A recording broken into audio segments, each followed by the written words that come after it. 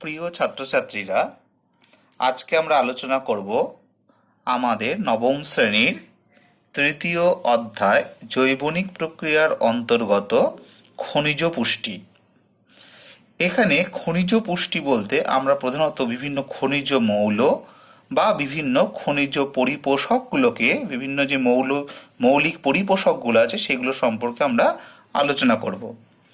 আমরা সবাই জানি যে কোনো জীবের দেহ গঠনের কাজে, যে কোনো জীবের পুষ্টি সাধনের কাজে বিভিন্ন মৌলিক উপাদান বা বিভিন্ন খনিজ মৌলগুলি অপরিহার্য। এই খনিজ মৌলগুলি ছাড়া কোনো উদ্ভিদ বা প্রাণী তার দেহ গঠন করতে পারবে না, প্রোটোপ্লাজম গঠিত হতে পারবে না, পুষ্টি সাধন করতে পারবে না, কোষের বিভিন্ন গঠন, বিভিন্ন বিপাক নিয়ন্ত্রণ, ক্লোরোফিল সংশ্লেষ, এই কাজগুলো খনিজ মৌলগুলির অভাবে বা বিভিন্ন মৌলিক উপাদানগুলির অভাবে জীবের দেহে গঠিত হতে পারবে না। যে কোনো খনিজ পদার্থ উদ্ভিদ এবং প্রাণীর দেহ গঠনের কাজে অপরিহার্য। তবে আমরা এখানে খনিজ পুষ্টি বলতে শুধুমাত্র উদ্ভিদের খনিজ পুষ্টি নিয়েই আমরা এখানে আলোচনা করব। আমরা যদি দেখি যে উদ্ভিদের এই যে খনিজ পুষ্টি, খনিজ উপাদানগুলো, খনিজ মৌলগুলো, বিভিন্ন ধাতুগুলো, বিভিন্ন পরিপোষকগুলো, এই পরিপোষকগুলো উদ্ভিদের দেহ গঠনের কাজে, পুষ্টি সাধনের কাজে, কোষের বিপাক নিয়ন্ত্রণ, কোষ গঠনের কাজে লাগে। তাহলে উদ্ভিদের বিভিন্ন কাজের জন্য যে খনিজ মৌলগুলি বা যে বিভিন্ন মৌলিক উপাদানগুলি লাগে, সেই মৌলিক উপাদানগুলিকে আমরা প্রধানত দুটি ভাগে ভাগ করতে পারি। তাহলে আমরা কি বললাম? উদ্ভিদের বিভিন্ন পরিপোষক,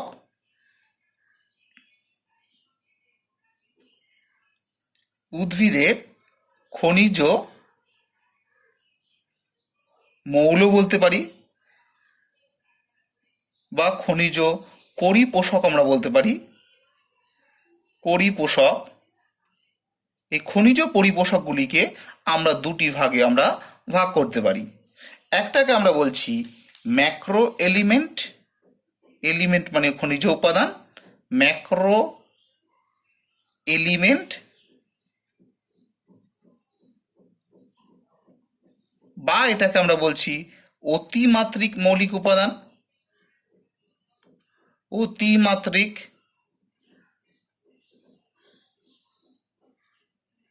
মৌলিক উপাদান, ম্যাক্রো এলিমেন্ট। আর একটাকে আমরা বলছি মাইক্রো এলিমেন্ট, মাইক্রো এলিমেন্ট, বা এটাকে আমরা বলছি স্বল্প মাত্রিক মৌলিক উপাদান, স্বল্প মাত্রিক মৌলিক উপাদান।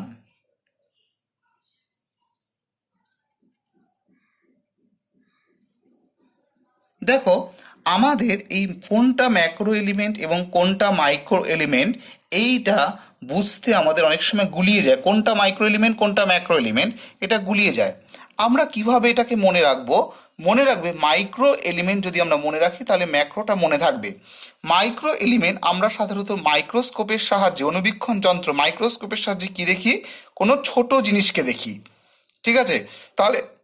তাহলে মাইক্রো এলিমেন্ট মানে হচ্ছে ছোট, অল্প, আর ম্যাক্রো মানে অনেক বড় জিনিস, অনেক বড়। এভাবে আমরা মাইক্রো এবং ম্যাক্রোটাকে মনে রাখবো। এবারে আমরা আসি, প্রথম হচ্ছে মাইক্রো এলিমেন্ট আমরা কোনগুলোকে আমরা বলবো, বা ম্যাক্রো এলিমেন্ট আমরা কোনগুলোকে বলবো। প্রথমে আসি ম্যাক্রো এলিমেন্ট। ম্যাক্রো এলিমেন্ট বলতে আমরা বোঝাই তাদেরকেই যে সমস্ত খনিজ উপাদানগুলি জীবের দেহ গঠনের জন্য বা জীবের উদ্ভিদ দেহে যে সমস্ত খনিজ পরিপোষক মৌলগুলি,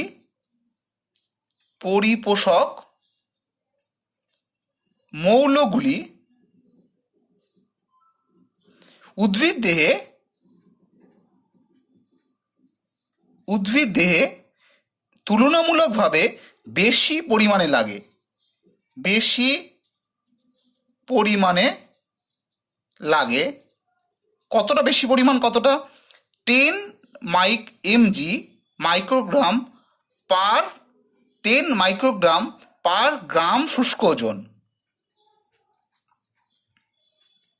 শুষ্ক ওজন এইটা যে মৌলগুলির ক্ষেত্রে লাগবে, যে উদ্ভিদগুলোর ক্ষেত্রে যে মৌলগুলো লাগবে সেগুলোকে আমরা বলছি অতিমাত্রিক বা ম্যাক্রো এলিমেন্ট। যে সমস্ত খনিজ মৌলগুলো উদ্ভিদে বেশি পরিমাণে, তুলনামূলকভাবে বেশি পরিমাণে, কতটা পরিমাণ, 10 মাইক্রোগ্রাম পার গ্রাম শুষ্ক ওজন বা তার বেশি লাগবে, সেগুলোকে আমরা বলছি অতিমাত্রিক পরিপোষক বা অতিমাত্রিক মৌলিক উপাদান বা ম্যাক্রো এলিমেন্ট। যেমন কি উদাহরণ যদি আমরা উদাহরণস্বরূপ আমরা বলি, কি হবে উদাহরণ? যেমন carbon, hydrogen, oxygen, nitrogen, phosphorus, sulphur, magnesium, sodium, potassium, এই ইত্যাদি, এগুলো হচ্ছে ম্যাক্রো এলিমেন্ট, যেগুলো উদ্ভিদের দেহে বেশি পরিমাণে লাগে। এবং এই উপাদানগুলি যদি উদ্ভিদে না থাকে, এদের অভাবজনিত লক্ষণ আমরা যদি দেখি, এদের অভাবজনিত লক্ষণ সুস্পষ্ট। অভাবজনিত লক্ষণ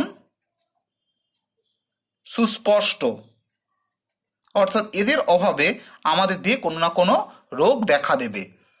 ঠিক আছে, সেগুলোকে আমরা বলছি অতিমাত্রিক মৌলিক উপাদান। আর মাইক্রো এলিমেন্ট কাকে বলে? ঠিক এর উল্টোটা। যে সমস্ত মৌলগুলো ঠিক এর উল্টোটা,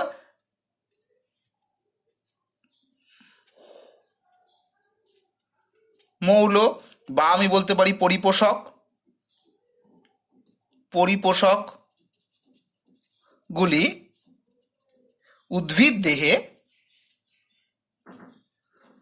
দেহে কম পরিমাণে, তুলনামূলকভাবে কম পরিমাণে, কতটা পরিমাণ? 0.1 mg পার গ্রাম শুষ্ক ওজন, তাদেরকে আমরা বলছি মাইক্রো এলিমেন্ট। যেমন আমরা যদি উদাহরণ বলি, এর উদাহরণ কি হতে পারে? যেমন iron, copper, cobalt, nickel, manganese ইত্যাদি হচ্ছে জিঙ্ক ইত্যাদি হচ্ছে স্বল্পমাত্রিক মৌলিক উপাদান। এবং এই স্বল্পমাত্রিক মৌলিক উপাদানগুলো যদি উদ্ভিদের দেহে না থাকে, তাদের অভাবজনিত লক্ষণ সুস্পষ্ট নয়, ততটা সুস্পষ্ট নয়, সেগুলোকে আমরা বলছি স্বল্পমাত্রিক মৌলিক উপাদান। যেহেতু এই উপাদানগুলো উদ্ভিদের দৈনন্দিন দেহ গঠনের কাজে, বিভিন্ন বিপাকীয় কাজে খুবই অল্প পরিমাণে লাগে, সেই কারণে এই উপাদানগুলিকে বলা হয় ট্রেস এলিমেন্ট।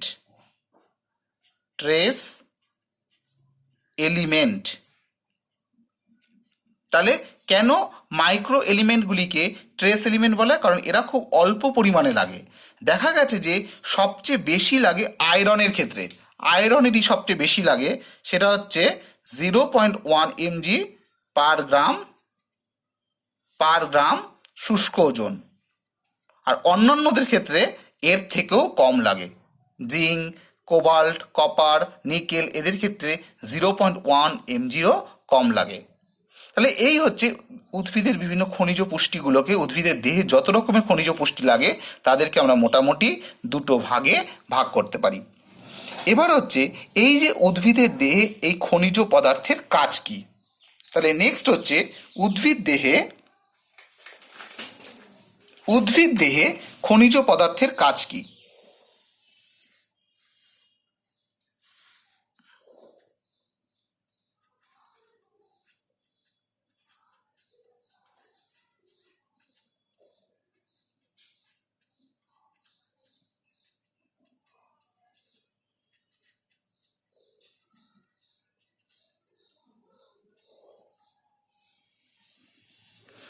আচ্ছা, আমরা তাহলে প্রথমেই আমরা আসতে পারি 1 নাম্বার ক্ষেত্রে। আমরা কি বলতে পারি?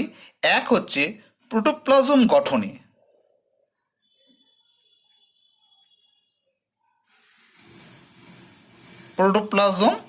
গঠনে। আমরা সবাই জানি যে কোনো জীবের দেহ গঠনের জন্য, যে কোনো জীবের দেহ গঠিত হতে গেলে লাগে কোষ, সজীব কোষ। এই সজীব কোষের প্রধান যে বস্তু সেটাকে বলা হয় প্রোটোপ্লাজম। প্রোটোপ্লাজম তৈরি হয় সাইটোপ্লাজম এবং নিউক্লিয়াস দিয়ে। তাহলে এই যে কোনো সজীব কোষের প্রধান উপাদান প্রোটোপ্লাজম। এই কারণে বিজ্ঞানী হাক্সলে এই প্রোটোপ্লাজমকে জীবনের ভৌত ভিত্তি রূপে আখ্যা করেন। জীবনের ভৌত ভিত্তি মানে প্রোটোপ্লাজম ছাড়া কোনো জীবের দেহ গঠিত হতে পারবে না। প্রোটোপ্লাজমই জীবের দেহের একমাত্র প্রধান উপাদান। প্রোটোপ্লাজমকে জীবনের ভৌত ভিত্তি রূপে আখ্যা করেন। এই প্রোটোপ্লাজম তৈরি হতে গেলে লাগে বিভিন্ন খনিজ মৌল, বিভিন্ন খনিজ উপাদান। যেমন লাগে হচ্ছে অ্যাজ ফর এক্সাম্পল, যেমন লাগে carbon, hydrogen, oxygen, nitrogen, sulphur, phosphorus, magnesium, iron, এরকম বিভিন্ন অতিমাত্রিক এবং স্বল্পমাত্রিক মৌলিক উপাদানগুলো এই প্রোটোপ্লাজম তৈরি করার জন্য লাগে। যদি এই উপাদানগুলো না থাকে তাহলে জীবের দেহে প্রোটোপ্লাজম তৈরি হতে পারবে না, কোষ গঠিত হতে পারবে না, কোনো উদ্ভিদ দেহ গঠিত হতে পারবে না। বুঝতে পারলে? এবারে আমরা আসি 2 নম্বর পয়েন্ট। 2 হচ্ছে উৎসেচক গঠন। উৎসেচক গঠন আমরা যদি দেখি যে বিভিন্ন উৎসেচকের কোফ্যাক্টর হিসেবে বিভিন্ন মৌল বা বিভিন্ন আয়ন কাজ করে। বিভিন্ন মৌল বা বিভিন্ন আয়ন উৎসেচকের কোফ্যাক্টর রূপে কাজ করে। কোফ্যাক্টর, এই কোফ্যাক্টরের কাজ কি? এরা উৎসেচকের যে গতিবেগ, উৎসেচকের কাজ করার যে গতি, উৎসেচকের কাজ হচ্ছে কোনো বিক্রিয়ার বেগকে বাড়িয়ে দেওয়া বা কমিয়ে দেওয়া, কিন্তু বিক্রিয়ার শেষে যারা অপরিবর্তিত থাকে। তার মনে করো একটা বিক্রিয়া হতে 1 ঘন্টা সময় লাগে, আমরা তার মধ্যে একটা উৎসেচক দিয়ে দিলাম, তাহলে উৎসেচক দিলে বিক্রিয়াটা 1 ঘন্টার জায়গায় 15 মিনিটে হয়ে যাবে। তাহলে এই উৎসেচকের কাজটাকে আরও বাড়িয়ে দেওয়ার জন্য বিভিন্ন মৌল বা আয়ন উৎসেচকের কোফ্যাক্টর রূপে কাজ করে। কোনো মৌল, মনে করো এইটা হচ্ছে একটা মৌল, মনে করো এফি হচ্ছে একটা মৌল, এর সাথে যদি কোনো আয়নিক কন্ডিশনে কোনো থাকে, কোনো পজিটিভ বা নেগেটিভ চার্জ যুক্ত থাকে, মনে করো এফি প্লাস, বা মনে করো এফি প্লাস প্লাস, বা মনে করো এফি মাইনাস, তাহলে এগুলোকে তখন আমরা বলবো আয়ন, আর এটাকে আমরা বলবো মৌল। তাহলে এই মৌল বা আয়নগুলো উৎসেচকের কোফ্যাক্টর রূপে কাজ করে, যে কোফ্যাক্টরগুলো উৎসেচকের কাজ করার গতিবেগটাকে আরও বাড়িয়ে দিতে পারে। যেরকম আমরা যদি উদাহরণ দেখি, আমরা দেখতে পাবো যে ম্যাঙ্গানিজ Mg++, ম্যাঙ্গানিজ দেখা যায় যে হেক্সোকাইনেজ বলে একটা উৎসেচক আছে। হেক্সোকাইনেজ এই উৎসেচকের কাজ করার গতিকে বাড়িয়ে দেয়, অর্থাৎ ম্যাঙ্গানিজ হচ্ছে হেক্সোকাইনেজ উৎসেচকের কোফ্যাক্টর। আমরা যদি দেখি জিঙ্ক, Zn মৌল, এই মৌল এটা হচ্ছে আয়ন, Mg++টা আয়ন, আর Zn যদি আমরা লিখি এটা হচ্ছে মৌল। এই মৌলটা দেখা যায় কার্বনিক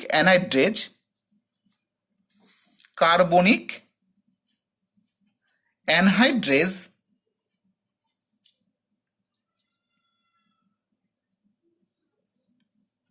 উৎসেচকের কোফ্যাক্টর রূপে কাজ করে, এবং অ্যালকোহল ডিহাইড্রোজিনেজ, কার্বনিক অ্যানহাইড্রেজ এবং অ্যালকোহল ডিহাইড্রোজিনেজ এই উৎসেচকের জিঙ্ক হচ্ছে কোফ্যাক্টর রূপে কাজ করে। অর্থাৎ এই বিভিন্ন মৌল বা আয়নগুলি উৎসেচক গঠন, উৎসেচকের কোফ্যাক্টর রূপে কাজ করতে সাহায্য করে। এবারে আমরা আসি 3 নাম্বার। তাহলে প্রথম আমরা বললাম প্রোটোপ্লাজম গঠন, দ্বিতীয় আমরা বললাম উৎসেচক গঠন করতে উদ্ভিদে বিভিন্ন খনিজ পদার্থ কাজ করে। 3 নম্বর হচ্ছে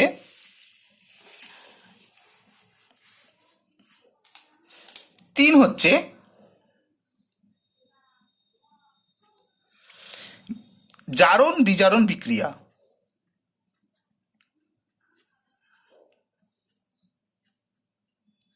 জারণ বিজারণ বিক্রিয়ায় বিভিন্ন খনিজ মৌল কাজ করে। আমরা যদি দেখি যে লোহা, তামা, এই যে বিভিন্ন মৌলগুলো রয়েছে, লোহা যেমন মনে করো তোমরা লোহা Fe, তামা কপার অর্থাৎ Cu, কপার, লোহা, তামা, এই যে মৌলগুলো, এই মৌলগুলোর বিভিন্ন যোজ্যতা থাকে, বিভিন্ন যোজ্যতা থাকে। যেমন এফিটা Fe প্লাস প্লাস থাকতে পারে, Fe 3 প্লাস থাকতে পারে, এরকম, ঠিক আছে তো। কপার Cu প্লাস থাকতে পারে, Cu প্লাস প্লাস থাকতে পারে, এরকম। তাহলে এই মৌলগুলোর বিভিন্ন একটা দুটো তিনটে বিভিন্ন যোজ্যতা থাকে, এবং এই যোজ্যতাগুলোর সাহায্যে এরা কি করে, যোজ্যতা থাকে বিভিন্ন রকম কন্ডিশনে, অর্থাৎ Fe3+ ইলেকট্রন নিয়ে Fe3++ হয়ে গেল, এভাবে ইলেকট্রন গ্রহণ বর্জন করে এরা বিভিন্ন যোজ্যতায় পরিবর্তিত হতে পারে। এই কারণে এরা কি করে, ইলেকট্রন নিতে পারে বা ইলেকট্রনকে ছাড়তে পারে, ঠিক আছে। এই কারণে এরা কি করে, ইলেকট্রন পরিবহন করতে পারে, ইলেকট্রন পরিবহন করতে পারে। আমরা দেখতে পাই যে মাইটোকন্ড্রিয়ার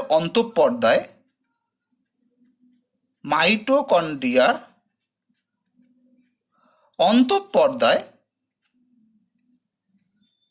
শ্বসন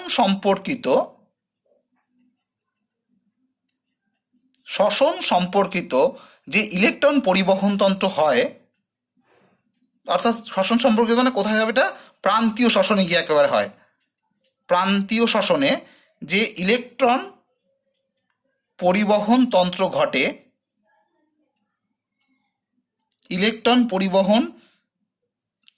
ঘটে, সেইটা একটা সাইটোক্রোম নামক একটা লোহা গঠিত যৌগের দ্বারা ঘটে। লৌহ ঘটিত যৌগ, সাইটোক্রোমটা হচ্ছে একটা কি, লৌহ ঘটিত যৌগ, এর সাহায্যে ঘটে থাকে। অর্থাৎ এরা কি করে, ইলেকট্রনকে গ্রহণ করে নিজে জারিত হয়, অপরকে বিজারণ করে, আবার ইলেকট্রন ছেড়ে দিয়ে নিজে বিজারিত হয়, অপরকে জারিত করে। এইভাবে ইলেকট্রন গ্রহণ এবং বর্জনের মাধ্যমে যে কোনো রাসায়নিক বিক্রিয়ায় এরা এই বিভিন্ন খনিজ মৌলগুলো জারণ এবং বিজারণ বিক্রিয়া ঘটার মাধ্যমে বিভিন্ন রাসায়নিক বিক্রিয়াগুলো করতে পারে। যদি এই খনিজ মৌলগুলি না থাকতো, খনিজ পরিপোষকগুলি না থাকতো, তাহলে এই বিভিন্ন ইলেকট্রন পরিবহন তন্ত্র চলতে পারতো না, এবং কোনো বিভিন্ন রাসায়নিক বিক্রিয়াগুলো উদ্ভিদের মধ্যে ঘটতে পারতো, যেমন সালোক সংশ্লেষ, শ্বসন, এই সম্পর্কিত যে রাসায়নিক বিক্রিয়াগুলো, সেগুলো এই খনিজ মৌলগুলির অভাবে ঘটতে পারতো না। এই খনিজ মৌলগুলির বিভিন্ন যোজ্যতা আছে, এবং এই যোজ্যতার কারণে এরা ইলেকট্রন গ্রহণ বা ইলেকট্রন বর্জন করে ইলেকট্রন পরিবহনের মাধ্যমে বিভিন্ন জারণ বিজারণ প্রক্রিয়া ঘটিয়ে বিভিন্ন রাসায়নিক প্রক্রিয়াগুলিকে সম্পন্ন করতে পারে। নেক্সট আমরা আসি 4 নাম্বার হচ্ছে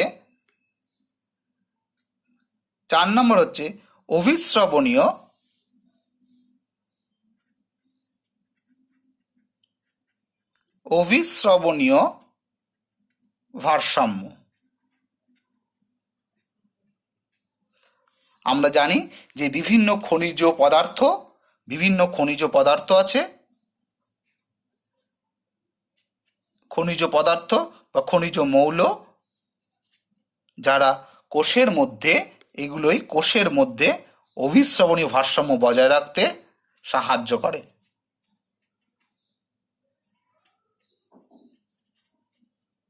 অভিস্রবণীয় ভারসাম্য বজায় রাখতে এরা সাহায্য করে। নেক্সট হচ্ছে 5 নাম্বার, ক্লোরোফিল সংশ্লেষ। যেহেতু এটা উদ্ভিদের মধ্যে হবে, ক্লোরোফিল তৈরি হবে, ক্লোরোফিল সংশ্লেষ। আমরা জানি যে কোনো সবুজ উদ্ভিদ ক্লোরোফিলের সাহায্যে সালোক সংশ্লেষ প্রক্রিয়ায় খাদ্য তৈরি করে। যে কারণে এই ক্লোরোফিল থাকে বলে উদ্ভিদ সালোক সংশ্লেষ প্রক্রিয়ায় খাদ্য তৈরি করতে পারে, কিন্তু আমরা এই প্রক্রিয়ায় খাদ্য তৈরি করতে পারি না। তাহলে এই ক্লোরোফিল আছে বলে উদ্ভিদ খাদ্য তৈরি করতে পারছে। তাহলে এই ক্লোরোফিল তৈরি করতে গেলেও উদ্ভিদের মধ্যে কিন্তু বিভিন্ন খনিজ মৌল লাগবে। আমরা যদি দেখি, ক্লোরোফিল তৈরি করতে গেলে প্রধান যে খনিজ পদার্থ, একদম ক্লোরোফিল অণুর মাঝখানে যেটা থাকে, প্রধান খনিজ পদার্থ হচ্ছে ম্যাগনেসিয়াম। প্রধান খনিজ মৌল ম্যাগনেসিয়াম, একদম ক্লোরোফিলের একদম মাঝখানে থাকে ম্যাগনেসিয়াম। ম্যাগনেসিয়াম ছাড়াও আরও দুটো খনিজ মৌল ক্লোরোফিল সংশ্লেষে সাহায্য করে, একটা হচ্ছে জিঙ্ক এবং আর একটা হচ্ছে আয়রন, যারা এই ক্লোরোফিল তৈরি করতে সাহায্য করে। শেষ পয়েন্ট হচ্ছে বাফার হিসাবে, বাফার ক্রিয়া 6 নাম্বার। বাফার ক্রিয়া, বাফার ক্রিয়া বলতে আমরা কি বুঝি? যে পদ্ধতির মাধ্যমে জীবের দেহের মধ্যে অ্যাসিড এবং ক্ষারের ভারসাম্য বজায় থাকে, অর্থাৎ পিএইচ এর ভারসাম্য বজায় থাকে, সেই প্রক্রিয়াকে আমরা বলছি বাফার ক্রিয়া। আমরা সবাই জানি যে কোনো উদ্ভিদ সালোকসংশ্লেষ প্রক্রিয়ায় খাদ্য তৈরি করবার জন্য মূলের সাহায্যে মাটি থেকে জল এবং জলে দ্রবীভূত খনিজ লবণ শোষণ করে। তাহলে যখনই মাটি থেকে উদ্ভিদ মূলের সাহায্যে খনিজ লবণ শোষণ করে, তখনই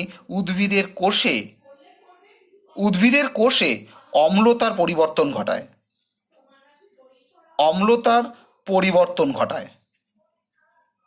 উদ্ভিদের কোষের মধ্যে অম্লতার পরিবর্তন ঘটে।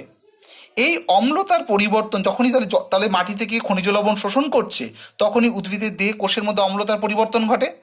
আর দেখা গেছে যে বিভিন্ন কার্বনেট ও ফসফেট ঘটিত যে যৌগগুলো রয়েছে, এই যৌগগুলো বাফার রূপে কাজ করে। এরাই বাফার রূপে কাজ করে। এর ফলে প্রোটোপ্লাজমে পিএইচ এর পরিবর্তনে এরা বাধা দেয়। প্রোটোপ্লাজমে পিএইচ এর